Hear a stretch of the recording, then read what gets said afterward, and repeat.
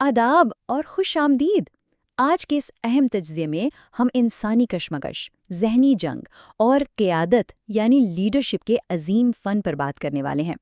ہمارا آج کا یہ جائزہ شیخ عاطف احمد کے اس مشہور اور نہایت پراثر خطاب پر مبنی ہے۔ انہوں نے بڑے ہی زبردست انداز میں نجی اور پیشہ ورانہ مشکلات سے گزرنے کے راز بیان کیے ہیں۔ تو چلیے بنا کسی تاخیر کے اس دلچسپ سفر کا آغاز کرتے ہیں۔ اوکے، تو اس بات کو تھوڑا گہرائی سے سمجھتے ہیں۔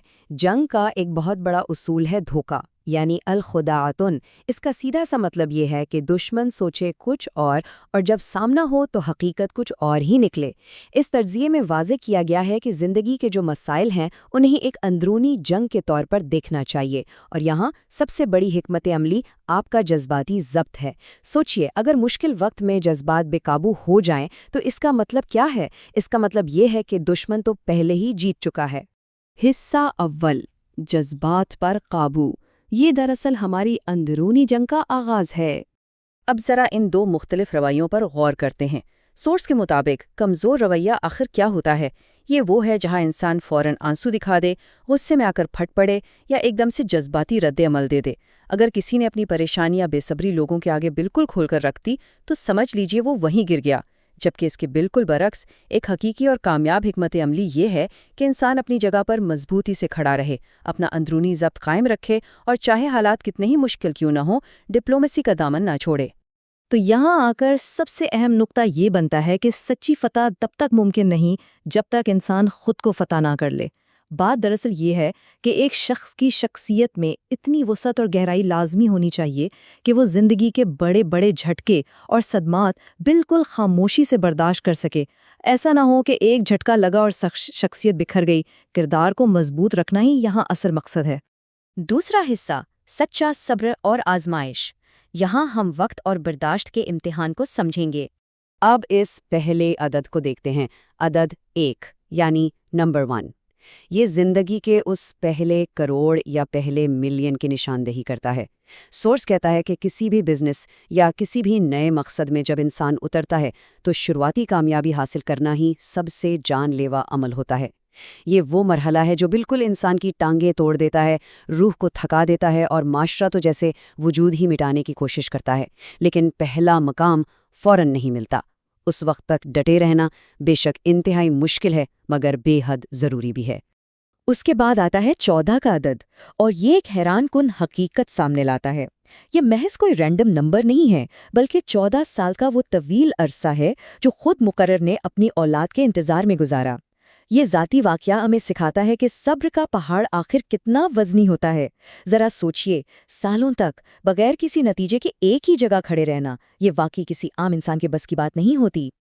اور یہ اس سوال کی طرف لے جاتا ہے کہ صبر کا اصل تصور آخر ہے کیا؟ دیکھیں، صبر صرف بے بسی سے انتظار کرنے یا ہاتھ پر ہاتھ رکھ کر چپ چاپ بیٹھنے کا نام بالکل نہیں ہے۔ یہ تو مشکل ترین حالات میں اپنی جگہ پر ڈٹے رہنے کا ایک سرگرم، ایک ایکٹیو اور عملی عمل ہے۔ چاہے آپ کو اسباب سمجھنا آئیں، چاہے لوگ آپ کے مخالف کھڑے ہوں، پھر بھی اپنا میدان نہ چھوڑنا اور انتہائی ہوشیاری سے حالات کا مقابلہ کرنا، یہی تو اصل صبر ہے۔ تیسرا حصہ، قیادت کا تنہا راستہ۔ یہ ایک عظیم مگر انتہائی تنہا سفر ہے۔ تو قیادت یعنی لیڈرشپ کا بوجھ آخر ہوتا کیا ہے؟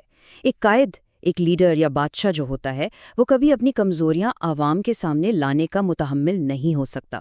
سورس کے الفاظ یہاں بہت واضح ہیں کہ ایک لیڈر کبھی عوام کے سامنے رو نہیں سکتا۔ کیوں؟ کیونکہ لوگ دیکھ لیں گے کہ اسے مارنا کہاں سے ہے۔ اس سچائی کے سفر میں کوئی آپ کا ساتھ نہیں دیتا، اسی لیے اس شدید تنہائی کے کلب میں آنے والوں کو مقرر خوش آمدید کہتا ہے۔ توقع اور حقیقت کے درمیان اکثر زمین آسمان کا فرق ہوتا ہے۔ لوگ کیا سوچتے ہیں؟ شروعات میں لوگوں کا خیال تھا کہ اس عظیم اور دشوار راستے پر چلنے والا شخص تو بالکل تباہ ہو جائے گا، سوسائٹی میں پیچھے رہ جائے گا۔ لیکن حقیقت میں کیا ہوا؟ وہی انسان صرف اپنے ارادوں کی پختگی کی وجہ سے ایک دن پاکستان ملٹری اکیڈمی میں اعلیٰ سطح کے جنرلز کو لیکچر دے رہا تھا۔ یہ بات صاف ثابت کرتی ہے کہ دنیا کے تانے حقیقت نہیں ہوتے۔ اب اس نمبر پر غور کریں، عمر کا 38واں یعنی 38 سال۔ یہ ایک بڑا ہی سبق آموز پہلو ہے۔ دیکھیں، ایک عظیم لیڈر کی پہچان یہ بالکل نہیں کہ وہ بس کرسی اور اختیار سے چپکا رہے۔ سورس بتاتا ہے کہ مقرر نے محض 38 سال کی عمر میں اپنی بنائی ہوئی پوری چھوٹی سلطنت کو اگلی نسل کے حوالے کر دیا، کیونکہ اصل مقصد ہمیشہ آگے بڑھنا اور نئے راستے بنانا ہوتا ہے، نہ کہ کسی ایک مقام پر مدتوں قابض رہنا۔ قیادت کی ایسی بلندی پر پہنچ کر آخری دعا بہت اہمیت اختیار کر لیتی ہے۔ ایک باوقار شخصیت ہمیشہ یہ دعا کرتی ہے کہ اس کا مقابلہ اور آخری جنگ کسی چھوٹے معمولی دشمن سے ہرگز نہ ہو، بلکہ دشمن بڑے اور طاقتور ہونے چاہئیں، تاکہ اگر خدا نخواستہ ناکامی بھی ہونا تو دشمن کے ایوانوں میں بھی یہ احساس ضرور گونجے کہ انہوں نے کسی بہت بڑے انسان کو گرایا ہے۔ سچ مانیے، یہ عزت نفس اور ایک بہت بڑی لیگیسی کی علامت ہے۔ چوتھا اور آخری حصہ، جدید دور میں اصول۔ یہاں ہم بات کریں گے اپنی شناخت پر قائم رہنے کی۔ چلیے اب اصولوں کی اس بات کو ایک مثال سے سمجھتے ہیں۔ تصور کریں 800 افراد کی ایک بڑی کمپنی کا کارپوریٹ پینل بیٹھا ہو۔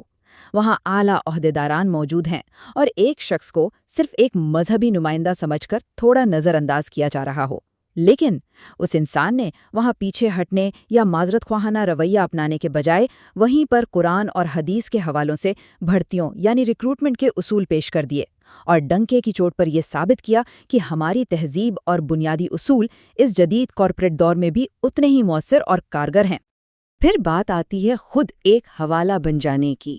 کب تک انسان دوسروں کی مثالیں دیتا رہے گا؟ اس تجزیے کا بڑا واضح پیغام یہ ہے کہ لوگوں کو دوسروں کی کہانیوں اور مثالوں سے نکل کر خود ایک مثال بننا چاہیے۔ آپ ایک ایسا حوالہ بنیں جسے دیکھ کر دنیا اپنا راستہ متعین کرے۔ اس کے بعد ہے اپنی زمین اور اپنے مقام پر پورا حق جتانا سیکھیں۔ دنیا کی تنقید سے مروب یا شرمندہ بالکل نہیں ہونا، بلکہ پورے فخر اور وقار کے ساتھ اپنی تہذیب اور اپنے وجود کا دفاع کریں۔ یہ دراصل وہ اعلیٰ مقام ہے جہاں ایک انسان کی شخصیت ہر طرح کے خوف سے پوری طرح آزاد ہو جاتی ہے۔ تو اگر ہم ان تمام باتوں کا نچوڑ نکالیں تو وہ یہ ہے کہ اپنا ایک اثر اور نشان چھوڑ کر جائیں۔ دیکھیں، جذبات کی جنگ کو فتح کرنے، صبر کرنے اور قیادت کے اس تمام سفر کا آخری مقصد صرف کوئی ذاتی کامیابی حاصل کرنا نہیں ہوتا۔ اس کا اصل مقصد ایک ایسی تاریخ اور ایسی چھاپ چھوڑ کر جانا ہے جو وقت کے ساتھ مٹ نہ سکے بلکہ ہمیشہ کے لیے قائم رہے۔ اب اس تجزیے کے بالکل آخر میں اپنے ذہن میں ایک انتہائی اہم سوال رکھیے گا۔ کل جب یہ دنیا پوچھے گی یہ کون تھے اور کہاں سے آئے تھے، تو کیا نتیجہ ایک عام پیروکار کا سامنے آئے گا یا ایک انقلاب کے زندہ حوالے کا؟ اس کا فیصلہ آپ کے حقیقی صبر، ضبط اور اس ذہنی جنگ کی فتح پر منحصر ہے جس کا تعلق باہر کی کسی دنیا سے نہیں بلکہ بالکل آپ کے اندر سے ہے۔ اس گہرے سوال کے ساتھ ہمارا آج کا یہ جائزہ یہیں اختتام پذیر ہوتا ہے۔ امید ہے کہ اس تجزیے نے آپ کے لیے فکر کے نئے دروازے ضرور کھولے ہوں گے۔